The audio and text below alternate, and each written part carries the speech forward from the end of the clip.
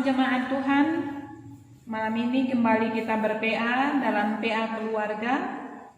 Malam ini juga kita ber-PA dalam edisi berbahasa Indonesia. Sebelum kita mendengarkan firman Tuhan, kita berdoa. Kami bersyukur kehadirat-Mu ya Allah Bapa yang senantiasa memperhatikan hidup kami.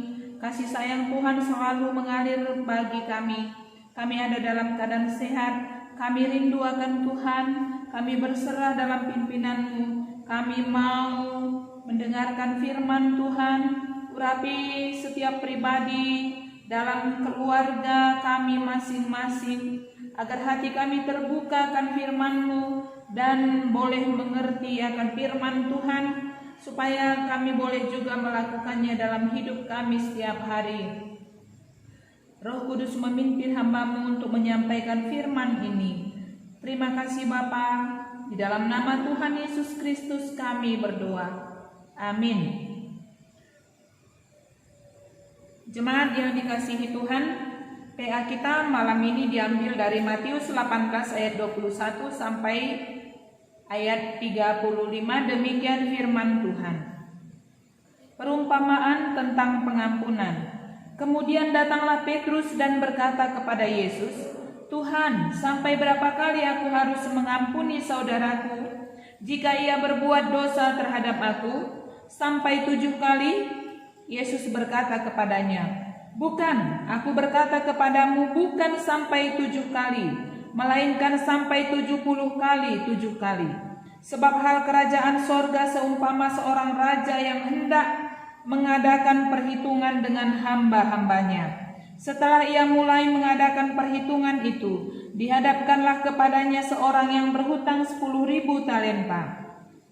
Tetapi karena orang itu tidak mampu melunaskan hutangnya, raja itu memerintahkan supaya ia dijual beserta anak istrinya dan segala miliknya untuk pembayar hutangnya. Maka sujudlah hamba itu menyembah dia. Katanya, 'Sabarlah dahulu, segala hutangku akan kulunaskan.'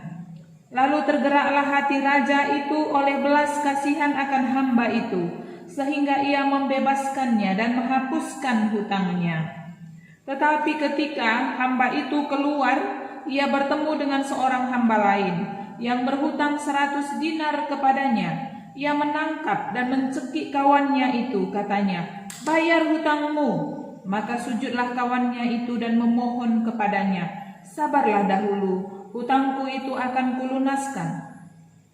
Tetapi ia menolak dan menyerahkan kawannya itu ke dalam penjara sampai dilunaskannya hutangnya. Melihat itu kawan-kawannya yang lain sangat sedih, lalu menyampaikan segala yang terjadi kepada tuan mereka. Raja itu menyuruh memanggil orang itu dan berkata kepadanya, 'Hai hamba yang jahat, seluruh hutangmu telah kuhapuskan karena engkau memohonkannya kepadaku. Bukankah engkau pun harus mengasihani kawanmu seperti aku telah mengasihani engkau?' Maka marahlah tuannya itu dan menyerahkannya kepada algojo-algojo sampai ia melunaskan seluruh hutangnya. Maka Bapakku yang di sorga akan berbuat demikian juga terhadap kamu, apabila kamu masing-masing tidak mengampuni saudaramu dengan segenap hatimu."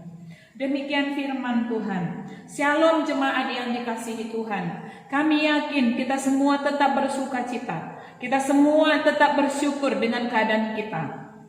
Karena kita tahu dalam segala hal Tuhan tetap mengasihi kita. Kami yakin sekali juga bahwa kita tetap rindu akan firman Tuhan. Dan jikalau sudah mulai melemah kerinduan itu, kami mengajak kita supaya teruslah rindu akan firman Tuhan. Karena kita tahu hanya firman Tuhanlah yang tidak akan berubah seperti kata Tuhan Yesus. Malam ini kita diajak untuk mengampuni. Ya, mengampuni adalah melupakan kesalahan orang lain, menghapuskannya dalam ingatan dan pikiran kita, dalam hati kita. Dan mengampuni adalah satu keharusan bagi orang yang mengikut Kristus. Orang yang percaya Yesus adalah Tuhan dan Juru Selamatnya, dia harus mengampuni. Memang mengampuni bukan semudah mengatakannya. Barangkali setiap orang kita sudah sering mendengar satu perintah ini, ampunilah, begitu. Untuk mengucapkannya memang mudah, tetapi untuk melakukannya lebih banyak orang mengatakan susah. Tetapi firman Tuhan mengajarkan kita lewat firman ini untuk mengampuni. Ya, seorang murid Yesus yang bernama Petrus bertanya kepada Yesus, "Sampai berapa kali aku harus mengampuni saudaraku?" katanya. Dan Petrus menjawab sendiri, "Cukupkah 7 kali?" Tetapi Yesus mengatakan, "Bukan. Ternyata tidak cukup 7 kali mengampuni orang yang bersalah kepada kita. Tapi Yesus katakan 70 kali 7 kali. Dan dengan perkataan ini Yesus mengatakan kepada kita bahwa kita mengampuni orang lain tidak terbatas. Ya, tidak usah dihitung-hitung kesalahan orang lain kepada kita. Itu yang Yesus mau sampaikan kepada kita. Karena setiap kita sebenarnya adalah orang yang berdosa, orang yang berhutang. Kepada siapa kita berhutang? Yaitu kepada Allah. Kita banyak hutang, pelanggaran, kesalahan di hadapan Allah. Maka seperti yang dikatakan dalam perumpamaan tadi, karena kita berhutang kepada Allah, tidak ada yang sanggup kita ini untuk membayar kesalahan kita, untuk membayar hutang dosa kita kepada Tuhan. Kita tidak bisa berbuat apa-apa. Sudah terlalu banyak dosa kita, sudah menutupi kepala kita. Apapun yang kita buat tidak akan mampu membayar segala hutang dosa kita. Tetapi oleh karena kemurahan, oleh karena belas kasihan Raja, yaitu Allah kita, Dia membebaskan kita, Dia menghapuskan utang dosa kita.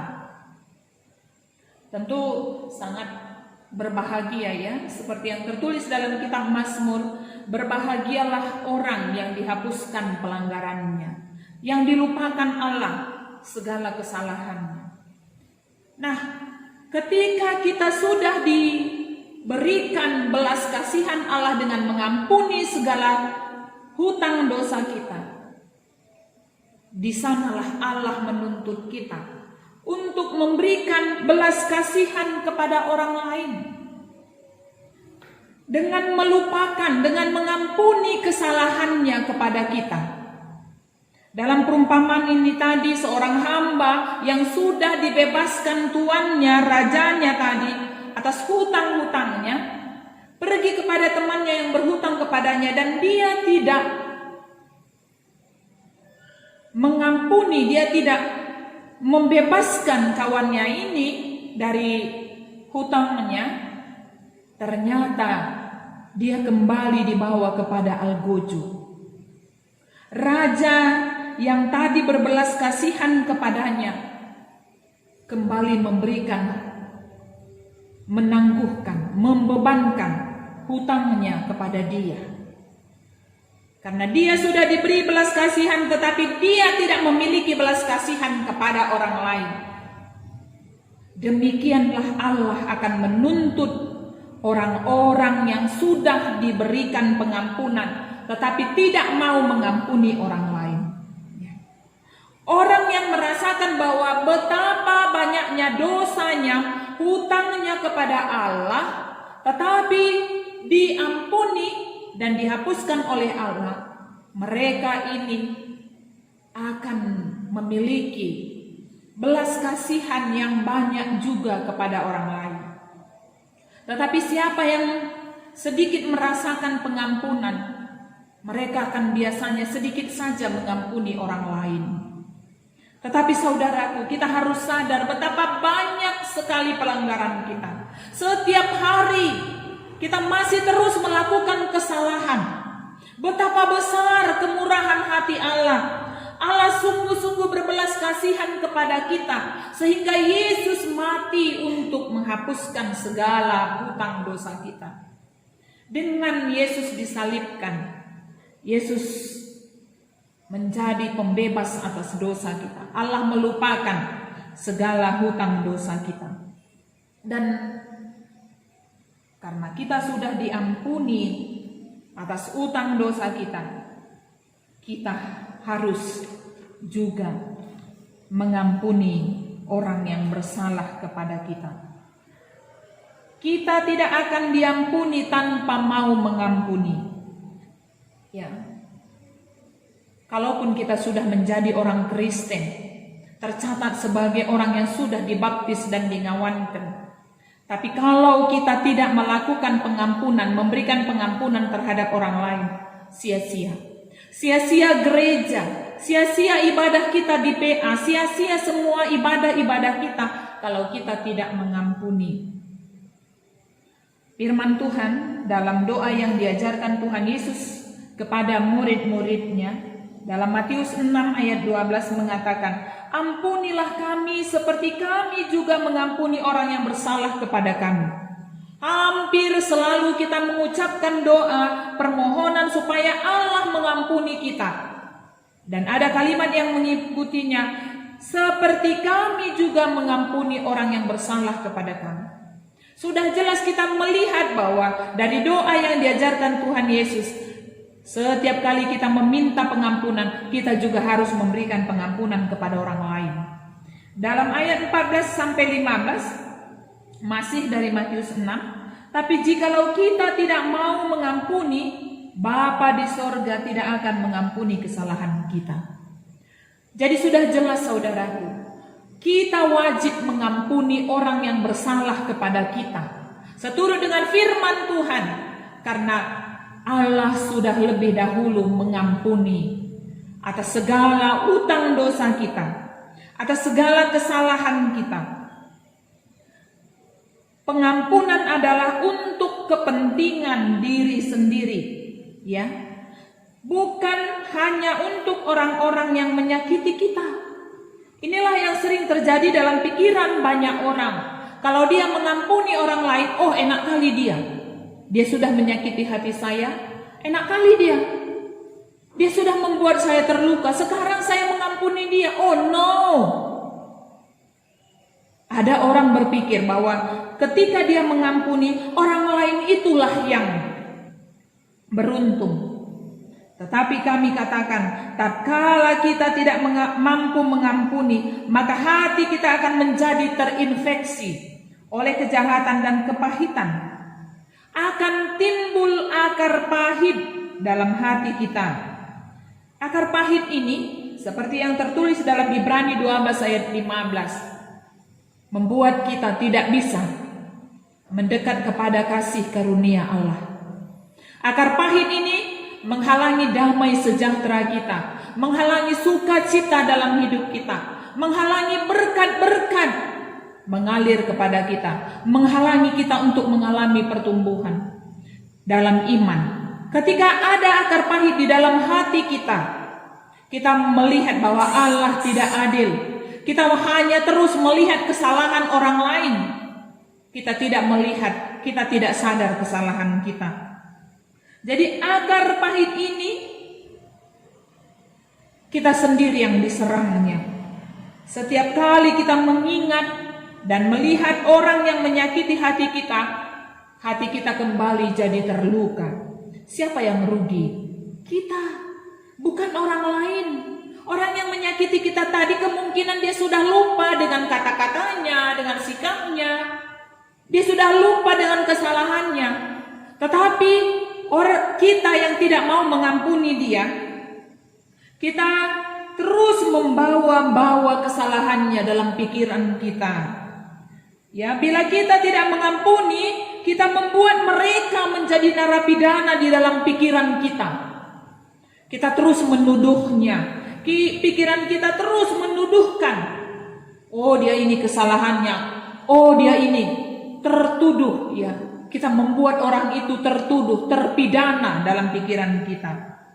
Sebagai penjaga penjara, kita sendiri tentu berada dalam penjara. Dan pikiran kita dipenuhi oleh utang-utang yang mereka buat kepada kita. Siapa yang rugi? Sekali lagi saya bertanya, siapa yang rugi? Ketika kita memiliki akar pahit, kitalah yang merasa beban berat di hati kita. Banyak orang mengalami kolesterol tinggi, mengalami kenaikan gula darah karena hati mereka memiliki kepahitan. Mereka benar-benar tidak memiliki damai yang sungguh-sungguh. Mereka tidak memiliki sukacita yang sungguh-sungguh. Setiap kali kita mengingat-ingat utang atau kesalahan orang lain kepada kita, itu merugikan kita. Jadi saudaraku, lewat firman Tuhan ini mari kita lepaskan pengampunan. Berikanlah pengampunan bagi orang-orang yang sudah menyakiti kita. Kita mulai dari keluarga kita masing-masing, dalam rumah tangga, dalam keluarga kecil kita. Mamre, Moria tidak terlepas dari kesalahan. Hai Mamre, bila hari malam ini ada kepahitan di hati, mari lepaskan. Ampunilah Moria. Kemungkinan Moria juga memiliki kepahitan dalam hatinya terhadap Mamre. Kata kasar Mamre, tekanan suara Mamre menimbulkan sakit hati. Mari lepaskan. Itu akan menghalangi sukacita keharmonisan dalam rumah tangga. Orang tua juga kemungkinan ada membuat kesalahan bagi anak-anak. Anak-anak juga bisa membuat kesalahan kepada orang tua. Tapi semuanya lepaskanlah. Jangan simpan kepahitan. Jangan simpan kebencian, tapi ampunilah. Dengan saling mengampuni, maka keluarga akan mengalami bahagia yang sepenuhnya. Biasakanlah selalu dalam keluarga untuk saling mengampuni. Dan juga keluar dari rumah kita, keluar dari keluarga kita, biasakanlah. Mintalah pertolongan kepada Tuhan. Dan ingatlah betapa besar pelanggaran kita, tapi Kristus sudah mengampuni kita. Saya pikir itu menjadi kekuatan yang besar bagi kita. Bila kita ingat dosa-dosa kita dan bila kita ingat pengorbanan Kristus yang menghapus segala utang kita, itu membuat kita mau mengampuni. Dan kalau kita tidak mengampuni, sekali lagi saya katakan, kita tidak akan diampuni. Kalau kita tidak diampuni oleh Kristus, maka nerakalah yang menjadi tempat kita. Saudaraku, tidak ada satu hal pun yang mampu menghapuskan segala utang dosa kita selain Kristus. Apapun yang kita perbuat tidak akan pernah mencukupkan daya kita untuk membayar segala kesalahan kita. Hanya oleh kemurahan hati Allah. Hanya oleh karena belas kasihan Allah saja. Jadi jangan biarkan kita tidak mengampuni, tapi mengampunilah. Ingatlah, siapa yang sudah menyakiti hati saudara, ampunilah dia, lupakan dia. Lihatlah bahwa dia juga sama seperti kita. Tanpa pertolongan Kristus, seorang pun kita tidak bisa beroleh kebenaran. Dari itu saudaraku, kami katakan sangat rugi kalau kita menyimpan kepahitan. Inilah firman Tuhan. Anak sekolah minggu, ampunilah kakaknya. Permata, ampunilah adiknya.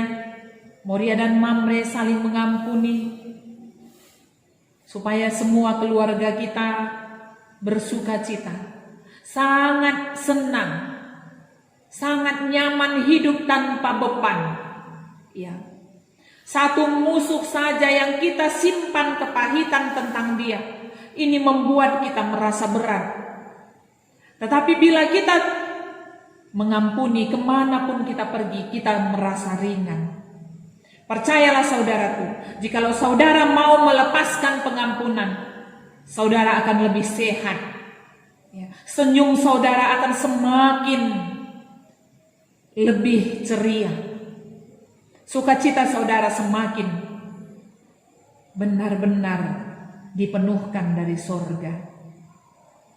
Mari kita selalu berdoa kepada Tuhan supaya kita dimampukan untuk mengampuni siapapun yang bersalah kepada kita, karena Allah sudah lebih dahulu mengampuni kita.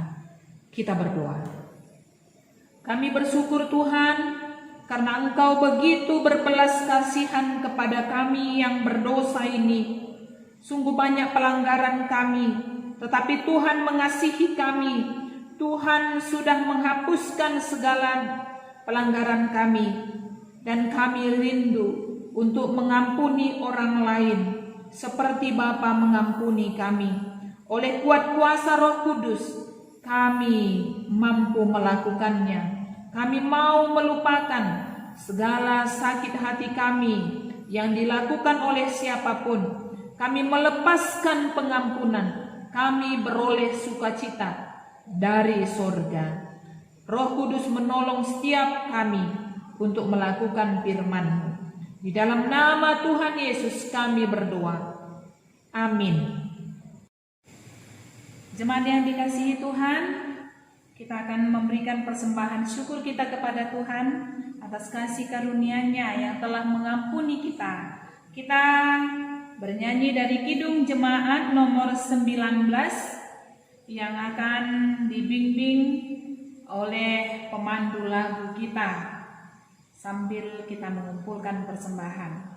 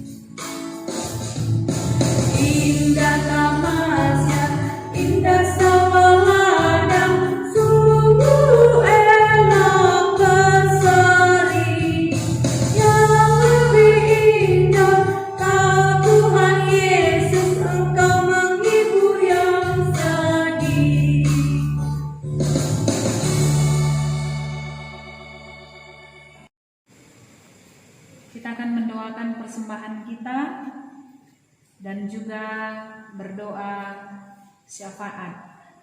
Mari kita berdoa. Engkau sungguh baik ya Allah, setiap hari kami menikmati berkat-berkat dari Tuhan. Kami mengalami kecukupan, kami mengalami sukacita, damai sejahtera di dalam kasih karunia Tuhan. Kiranya Tuhan memberkati seluruh persembahan yang boleh kami kumpulkan. Setiap orang kami kiranya diteguhkan di dalam iman pengharapan kepadamu. Kami mohon ya Tuhan, tuntunlah tangan kami, agar kami semua jemaat Tuhan tetap setia, tetap rindu untuk memuliakan Tuhan. Meskipun saat ini kami harus beribadah, melakukan PA di tengah rumah kami masing-masing, tapi kami sungguh-sungguh rindu Allah melawat kami, supaya kami semua jemaat Tuhan rumbun duri, tetap setia, tetap semakin dewasa. Tuhan yang menjaga semua jemaat-Mu, biarlah semuanya tetap sehat, tetap berkecukupan, biarlah semuanya tetap mengalami sukacita di dalam Tuhan saja. Berkati setiap rumah tangga kami agar tetap kuat, agar tetap harmonis. Tuhan memberkati kesehatan setiap kami. Biarlah kami semuanya terjaga, terlindungi dari segala mara bahaya, bahkan virus corona. Kami juga memohon Tuhan, bekerjalah Engkau ya Bapa, karena kuasa-Mu yang maha tinggi. Pulihkanlah keadaan negara kami, bahkan dunia ini. Biarlah virus corona Tuhan angkatkan dari muka bumi, agar kembali kehidupan kami seperti biasanya. Berikanlah kami kesabaran menantikan waktu Tuhan, kerendahan hati, karena kami percaya Allah bekerja untuk mendatangkan kebaikan bagi kami. Semua akan Tuhan pulihkan indah dan tepat pada waktunya. Pimpinlah pemimpin kami untuk mengatur semua negara ini. Berikanlah mereka hikmat dan kebijaksanaan. Berikan mereka kekuatan, kesehatan. Lindungi mereka dari segala yang jahat. Tuhan yang menolong saudara-saudara kami para medis, biarlah mereka sanggup melakukan tugas mereka. Mereka dan keluarga mereka tetap sehat. Tuhan memberkati semua anak-anak Tuhan. Bila ada saudara kami, jemaat Tuhan yang ada dalam keadaan sakit, kami mohon Tuhan lawat mereka, Engkau menjamah mereka, angkatkanlah penyakit mereka, berikanlah mereka sukacita, pengharapan juga. Saudara-saudara kami yang kekurangan, ulurkanlah tangan-Mu ya Tuhan. Sungguh banyak memang kami mengalami penderitaan karena COVID-19. Tapi kami percaya anak-anak Tuhan tidak Tuhan tinggalkan. Sungguh kami mohon kasihanilah semuanya kami Bapa. Tuhan yang menolong semua anak-anak Tuhan yang lemah dalam iman menjadi kuat. Mereka yang kehilangan sukacita, Tuhan berikanlah sukacita. Biarlah kami semuanya sungguh-sungguh berserah kepada Allah. Terima kasih Bapa, jaga gereja-Mu GBKP. Biarlah tetap ada di hadapan-Mu. Berikanlah pemeliharaan-Mu terhadap gereja GBKP, agar gereja GBKP tetap berjalan untuk kemuliaan Tuhan. Berkati semua pertua diaken, pendeta, calon pendeta. Biarlah semuanya tetap melayani Tuhan, melayani jemaat dengan sungguh-sungguh. Ajarilah kami Tuhan apa yang harus kami lakukan dalam situasi sekarang ini. Berikanlah kami bimbingan-Mu. Kami tahu kami sedang diproses untuk lebih dalam mengenal kasih karunia-Mu. Berikanlah kami kerendahan hati untuk menjalaninya. Terima kasih Bapa. Inilah doa syafaat kami. Kami percaya Tuhan berkenan atas kami. Di dalam nama Tuhan Yesus kami telah berdoa. Mari kita mengucapkan doa Bapa kami. Bapa kami yang di sorga, dikuduskanlah nama-Mu. Datanglah kerajaan-Mu, jadilah kehendak-Mu di bumi seperti di sorga. Berikanlah kami pada hari ini makanan kami yang secukupnya. Dan ampunilah kami akan kesalahan kami, seperti kami juga mengampuni orang yang bersalah kepada kami. Dan janganlah membawa kami ke dalam pencobaan, tetapi lepaskanlah kami daripada yang jahat. Karena Engkau-lah yang punya kerajaan, dan kuasa, dan kemuliaan sampai selama-lamanya. Amin. Shalom jemaat Tuhan. Kami berharap supaya Mamre, Moria, Permata, dan KKR tetap bersabar. Nantikanlah Tuhan. Tuhan pasti bekerja untuk kita. Sedikit pun jangan ragu. Tetap bersyukur. Apa yang kita perlukan tetap bawa kepada Tuhan. Pengharapan kita kepada Tuhan tidak akan mendatangkan kekecewaan bagi kita. Percayalah saudaraku, Allah Maha Kuasa. Tidak satu hal pun Allah biarkan akan memisahkan kita daripada kasih-Nya. Jadi shalom, kami berharap tetap setia melakukan ibadah walaupun dari rumah. Tuhan memberkati kita. Mari kita saling mendoakan. Bujur.